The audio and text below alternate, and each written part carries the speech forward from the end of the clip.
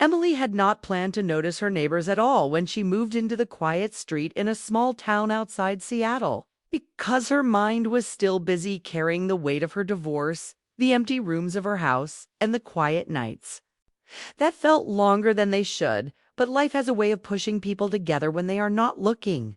Every morning she followed the same routine: coffee by the window, laptop on the table, and a short walk in the evening just to feel the air and remind herself she was still moving forward. Across the fence lived Sarah and Daniel, a married couple, who looked perfect from the outside, the kind of neighbors who waved politely and hosted barbecues in the summer. Sarah was friendly but always rushing, her phone glued to her hand, her laughter quick but distracted, while Daniel moved differently. Slower, thoughtful, the kind of man who noticed small things like broken fence posts or leaves covering the sidewalk.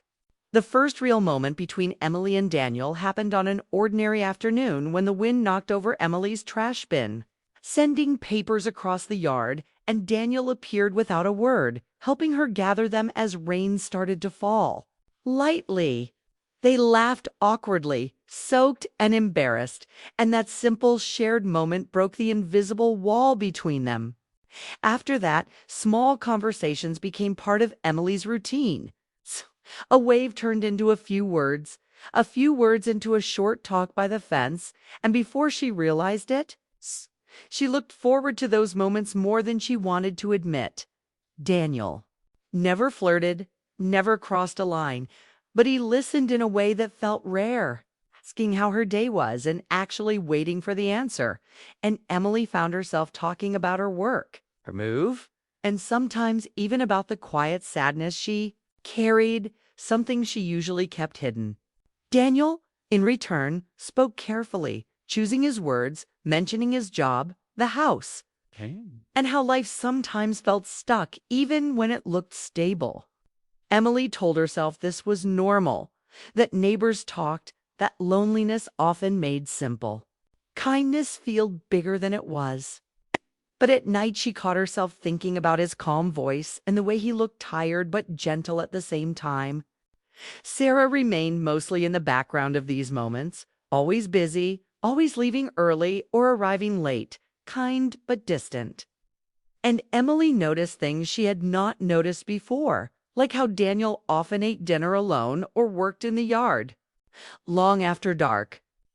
One evening, Emily stayed outside longer than usual, sitting on her steps as the sun went down. And Daniel joined her on his side of the fence. The space between them, small but noticeable, and they talked about nothing important and everything at once, about how neighborhoods change, how people change, and how silence can be both peaceful and heavy. Emily felt a strange pull in her chest, not desire but recognition, as if they were two people standing in the same emotional place without saying it out loud. When Daniel went back inside, Emily remained there, staring at the fence, realizing how easily life can open doors without warning. And for the first time since her divorce, she felt something stir that was not just pain or memory, but possibility mixed with fear. She knew this feeling was dangerous, not because anything had happened, but because something had begun, quietly and without permission. And as she went inside and closed the door behind her, Emily understood that the calm beginning of this story carried a tension she could already feel growing, like a soft sound in the distance that promised change whether she was ready for it or not. Asterisk, the days after those quiet talks by the fence moved faster than Emily expected, as if life sensed the shift and decided not to slow down for her doubts. She tried to pull back, telling herself that distance was the safest choice.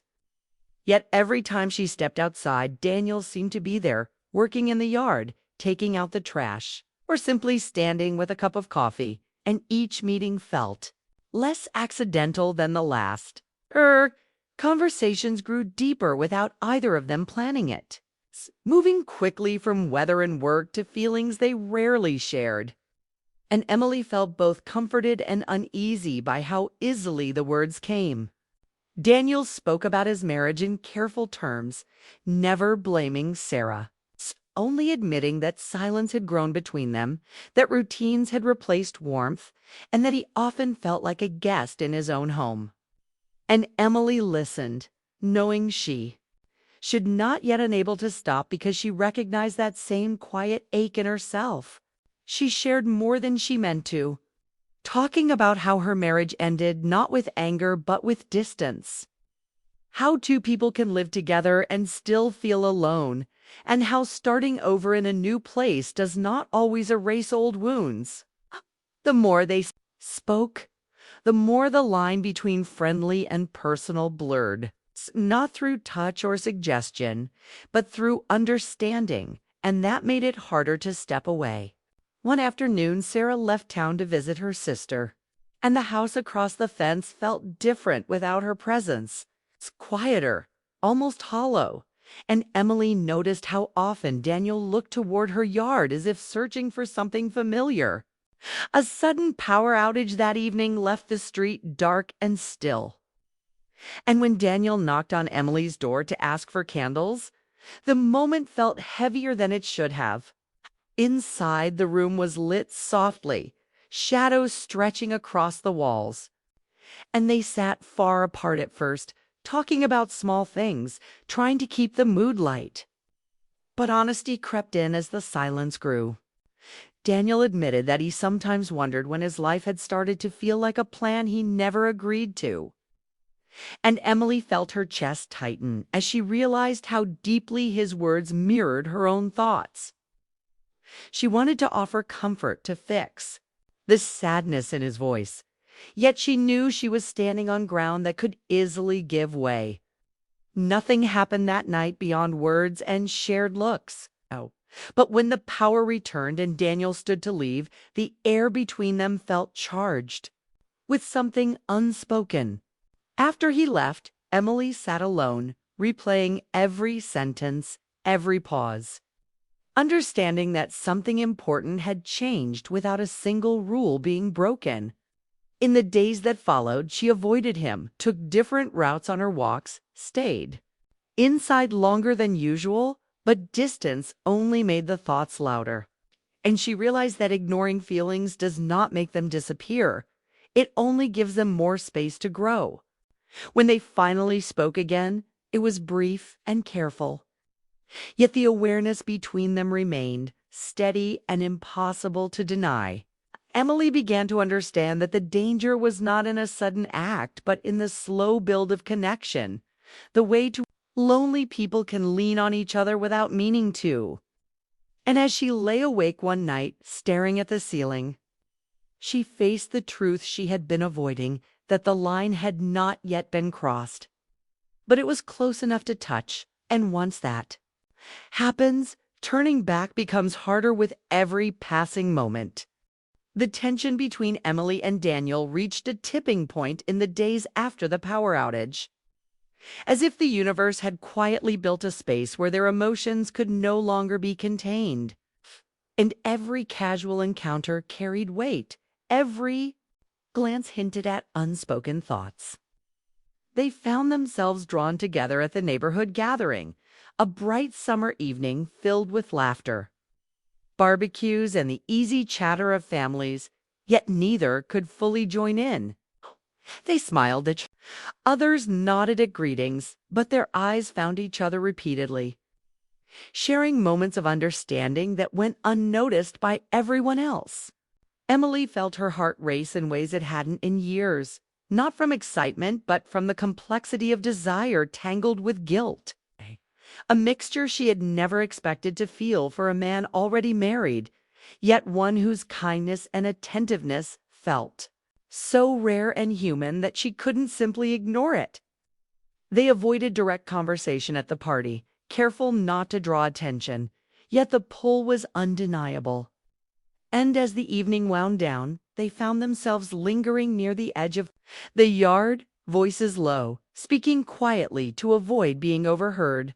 Daniel admitted, without any dramatic confession, that he had been thinking about her more than he should, that he appreciated her presence in a way that scared him because he knew the line they were approaching. Hey, Emily, feeling a mix of relief and fear, confessed that she felt the same, that their talks, their shared silences, and their quiet moments had grown into something she had not anticipated.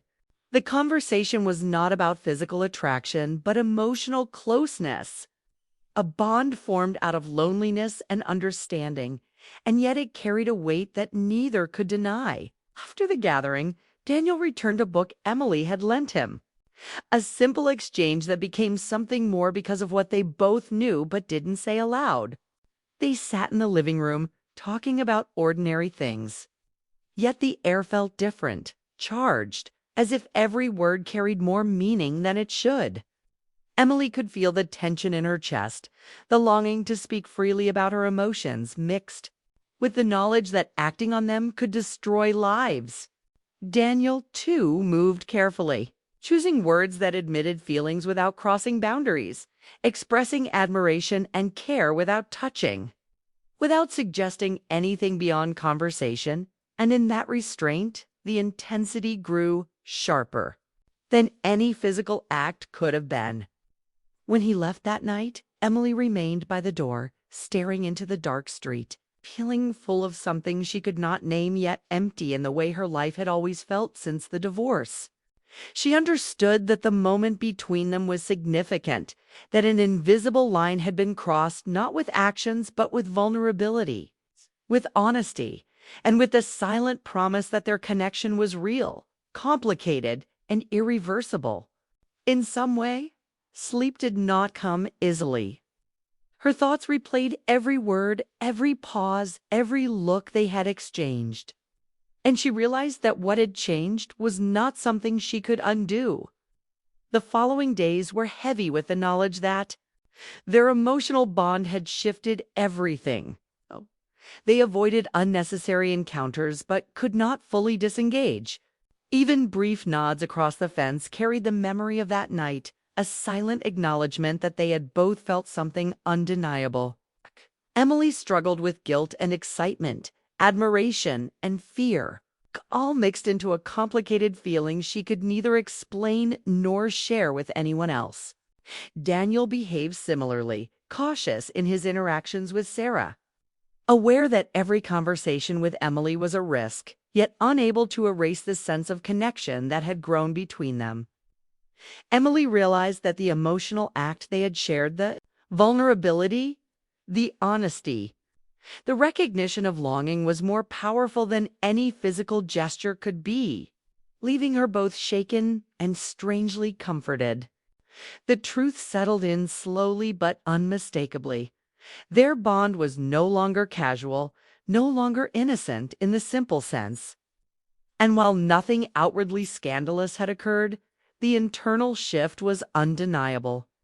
They had reached a point where silence spoke louder than words, and understanding each other had become both a gift and a burden.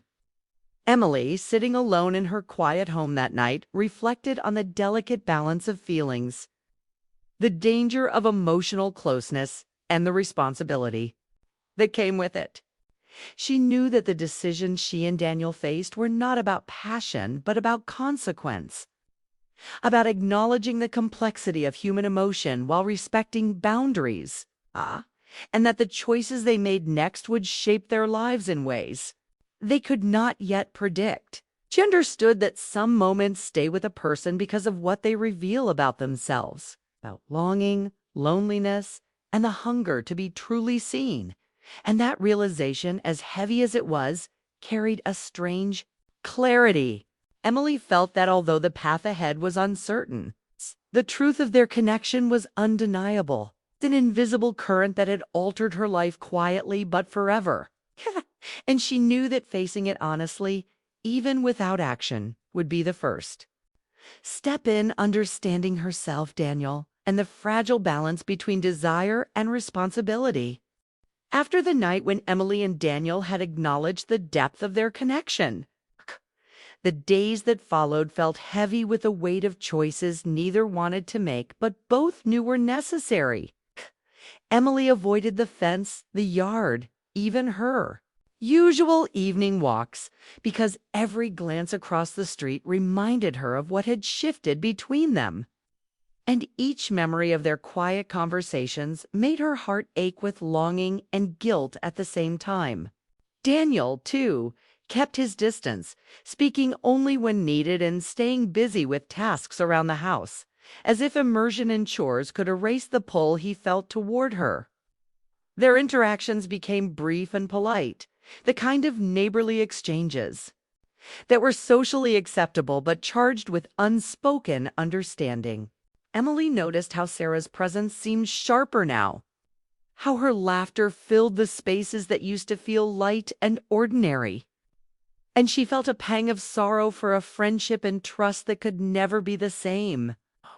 Every time Daniel passed by or offered a quick word, Emily felt the familiar mix of warmth and sorrow, and she realized that their emotional connection, while silent and restrained, had left an indelible mark that neither conversation nor distance could erase. One evening, Emily decided to confront the feelings directly. Not with Daniel, but with herself, understanding that reflection and acceptance were her only paths forward. She wrote in her journal about the pull she felt, about the moments of connection, and about the heavy knowledge that some bonds, no matter how intense, must remain unfulfilled for the sake of others and for the respect of boundaries. Daniel, on his part, also reflected on the fragility of his marriage and the consequences that emotional entanglement could bring. Realizing that expressing affection outside of his relationship, even unintentionally, could hurt those he cared about most. Eventually, they agreed, in a quiet and mutual understanding. At their private conversations, their stolen moments of emotional honesty could not continue in the same way. And this agreement, while painful, brought clarity. Slowly returned to a routine, but the memory of their connection lingered, not as regret alone, but as a lesson in human emotion, in the complexity of loneliness, longing, and the need to feel understood. Emily focused on herself, her growth, and her healing, understanding that boundaries are a form of care both for oneself and for others. She sought new routines, new friends, and slowly the ache in her chest eased, replaced by a thoughtful awareness of her own resilience and capacity for empathy. Daniel, too, dedicated himself to reconnecting with Sarah, noticing the small gestures and shared moments that rebuild relationships, and appreciating the stability and comfort that had always existed, even if it had been overlooked. Their paths crossed occasionally, and when they did, there was a quiet respect, a nod to what had existed without dwelling on it, acknowledging that some connections leave marks not meant for the world, but meant to teach, challenge, and strengthen a person. Emily learned that human emotions are powerful and complicated, that longing and attraction can exist without physical expression. And that sometimes the most significant relationships are the ones that test our boundaries and teach us to make hard choices. She carried forward the memory of Daniel's understanding gaze, the calm of his voice, and the rare comfort of feeling truly seen. But she carried it as a story of growth, not a story of regret or scandal. Daniel's memory of Emily stayed with him in the same way, a reminder of honesty and empathy, and an acknowledgement that human hearts sometimes connect in ways that cannot be acted upon. In the months that followed, Emily rebuilt her sense of self, finding peace in solitude and joy in small victories, while Daniel reconnected with his wife, learning to communicate and appreciate the subtleties of a shared life.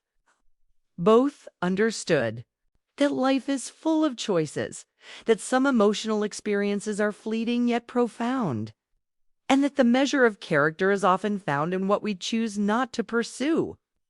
Even when temptation or connection tugs at the heart, Emily sometimes thought of Daniel and smiled quietly, not with desire, but with understanding, knowing that they had shared something rare. It's an emotional intimacy that could exist without crossing lines, A lesson in boundaries, in respect, and in the quiet power of connection. The experience left her wiser, more empathetic, and more aware of her own heart. And she recognized that love and connection take many forms, some fleeting, some lasting, but all valuable if they teach us about ourselves and others. By learning to navigate the delicate balance between desire and responsibility, Emily embraced life with a clearer sense of purpose, understanding that every relationship, no matter how complicated, can leave a meaningful imprint when approached with honesty, care, and respect.